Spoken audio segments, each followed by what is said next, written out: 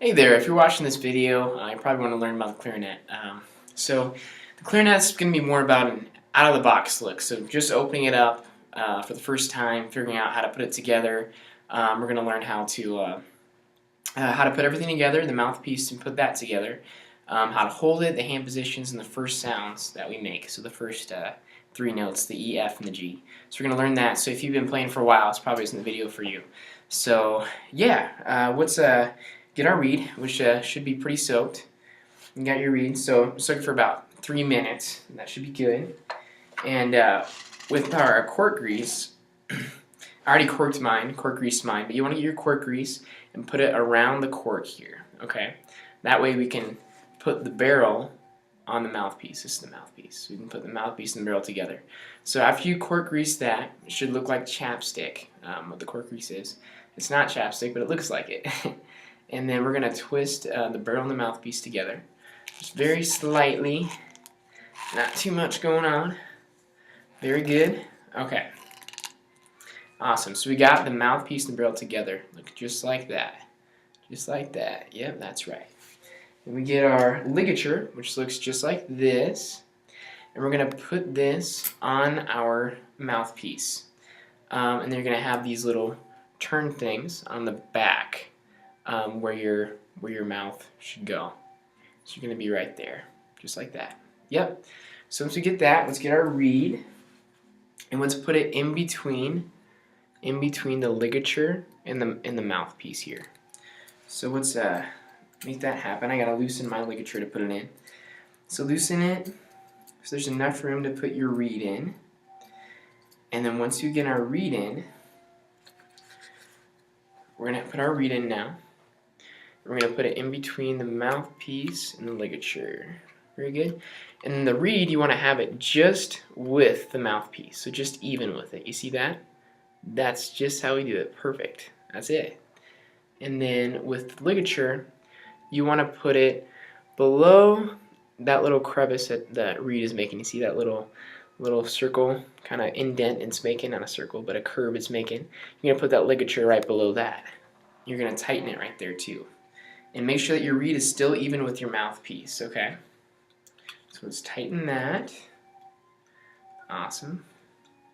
If you ever get behind, you can always pause the video. Okay, and don't tighten it too much, just make it so that it's just enough to keep it in place. Okay, cool. So we got that now. Okay, so we just assembled our mouthpiece with the barrel. Now let's look at embouchure. So with embouchure, you want to make sure that you have, here, bring it closer, you want to put your mouth on the reed, like that with embouchure, and then I'm going to put a little bit more on my top lip up, other than my bottom lip. So my bottom lip's not going to be as far into the reed, but my top lip will be more. So it'll be, look a little like this, just like that. You see that? That's how it should look. With your upper mouth more into the reed than your bottom lip. And you want your teeth to be also above the reed. That can give you kind of a distance with your top lip. So, all right, great. So we got that now. We got our embouchure. Okay, and you'll know if you have a good embouchure if you get actual air through it too. So now let's just blow through the barrel. So you get a sound like that. That's what you sound like. And we can do a little cool thing where we put our hand underneath.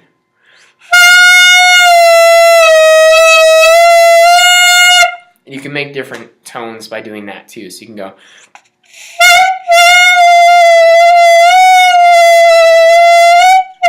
Those are half steps. But yeah, so that can add a little flavor to your. If you don't have the rest of the clarinet, you can just play with this. Maybe that would be helpful for you. I don't know. Maybe someday you're playing a gig and you don't have the rest of the clarinet. But anyway, we got that now. So let's put our whole clarinet together. Okay, so here's what we do. We get our cork grease, and we want to get our lower joint.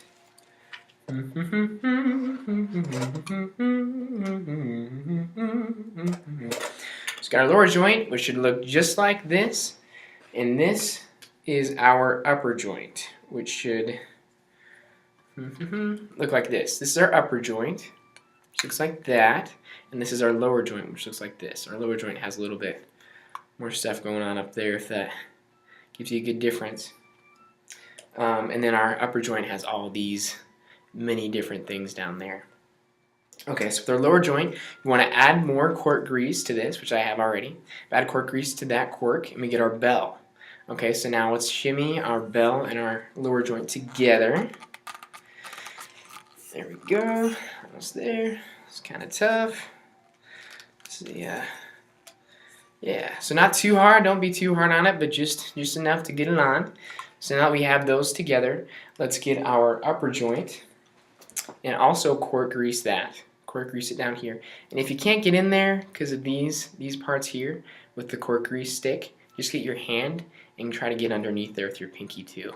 Get underneath there. So now let's squeeze this into here. Squeeze is probably a bad word, just kind of shimmy it in there.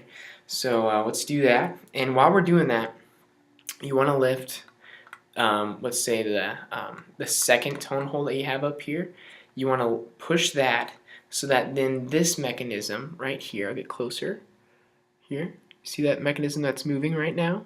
So that gets up and then it goes on top of this part because we don't want them to collide. You want to be very careful. So we're going to have that shimmy on top and not collide with it. If that makes any sense. Hope it does, because in this video it wouldn't be helpful. And yes, okay, so now they are together, as you can see, and I did not make them collide. Okay, great, so you add cork grease there, add cork grease here to the top, and that's where we're going to add our barrel to the upper joint, okay? So shimmy that on, and make sure that the mouthpiece is in line with all of these holes down here, okay? So I'm going to make sure that that happens. It's in line with all those holes, so if you look down, put your mouth on the mouthpiece and look down, make sure they are in line, and I'm pretty good. Pretty good. Maybe a little too far to the left. There we go, and that should be good. Yeah, and then make sure also the tone holes are in line with each other. This is looking pretty good. Maybe a little far, but they won't be completely in line because on the upper joint, the tone holes kind of move around a little bit, so it's a little different, but pretty close. They should be pretty close. Yeah, and that looks good. Okay, so now that we have our whole thing together, let's reiterate what we got here. So we got the bell. Here's the bell, the lower joint, and then up here we have the upper joint because up, and then we have the barrel, and then we have our mouthpiece, and then you got, of course, your reed and your ligature and that stuff. Okay, cool. So we got all that stuff. We got our stuff. Okay, so now we're gonna get our playing position here. So I'm gonna back up a little bit. We got our right hand. Let's get our right hand first, and we're gonna put that on the 3 tone holes that are here. See, they're the holes that look. They're the holes. So you put your first, second, and third finger on the holes, just like that on the lower joint, just above the bell, right? On the lower joint. There you go. And you put your right hand thumb underneath the thumb rest, which looks just like this. You can see that. You see, that's where your thumb goes, just under that. And there's a little pad there for you. You'll feel like a felt pad, hopefully, if you have a nicer clarinet. And then you get your left hand. Yep, wave to the camera. And you put that on the 3 tone holes up here. And your thumb just kind of rests back there, underneath this tone hole. You're 1, 2, 3 on the upper joint with your left hand. And that's how it should look. And then when you're playing, you kind of want to have an angle, a slight angle, to where your clarinet bell is in between your legs, so it's straight with your body, and that you're sitting in front of your chair, on the very front of your chair, and that your back is straight. It looks just like this. That's how it should look like. Awesome. Okay, so once you've got that, let's learn our notes now. So we're going to have E, F, and G. So let's learn our E first. For our E, all you do is you take off your fingers here, but you keep your thumb for support, right? Your right hand thumb for your support, but you take your right hand fingers off. And you take your left hand fingers, and you're going to put them on 1, 2, and no, just on 1. Just on 1 here. And then you put your thumb on the tone hole back here, okay? So that's how you do that, and that is your E. So let's go ahead and play. Blow in with their proper embouchure. And that's our E, okay? Now for our F, all we do is we take off our thumb, Okay, so for that, you may want to place your finger somewhere for support. So like to the side, if that makes sense, because now you have to press with your finger to keep support so it stays balanced, and your thumb is still under there, of course. And your fingers are just right above here, but not actually pushed down. Okay, so we got our thumb back here, and we play.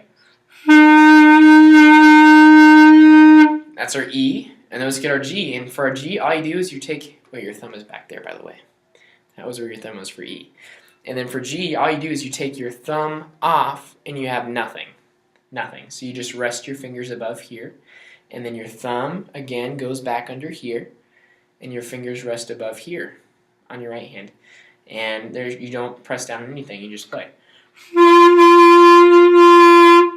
But maybe with more grace than I am. So let's review that. So we got our E, and so we get our thumb back here, we get our first finger up here on our left hand, and nothing on the right hand, and nothing with these 2 and 3 fingers, right? So, but we leave these raised above, we don't press down. We have our thumb on the thumb rest. See that? Right here. There we go, sweet. Okay, let's do that. There's our E. Now let's play our F, and for that, we can put our finger right there underneath that first tone hole. Then we have our thumb still on here, but nothing on the right hand. Thumb rests on the bottom, so we just move one finger off. Here's F. Now let's take our thumb off. We got our thumb off, and just rest our fingers above the tone holes. Just play G. There's E, F, and G. It's that simple for those 3 notes. It's kind of nice. So now we have that. Let's talk about maintenance. For maintenance, if you have any problem with your clarinet, like there's something wrong, it's playing wrong, I would just talk to your teacher, your instructor, or a professional. So just get professional help. Don't do any do-it-yourself projects just to make sure that it's going to be okay, especially if you're serious about playing and learning. I would definitely just get it fixed the right way so you don't have to pay extra money later. I mean, it's just common sense, but it's good to know. And when you're cleaning your instrument, you just get a swab, sort of like this. This one's really nice. It's weighted. It's got a weight. And you just want to put it through. It doesn't really matter which direction you put it through. But I kept everything together. All I did was just take off the reed and the ligature. The reed, this wooden thing, and the ligature, the metal thing right here. I just took that off. And now I can put this swab through and clean out all my spit. And you always want to do that after you play. Every time you put your instrument away, you always want to put it away. I mean, swab it before you put it away, so that nothing starts growing in there. I mean, that'd not be cool. I think a better way would probably be able to go through the bell, I think.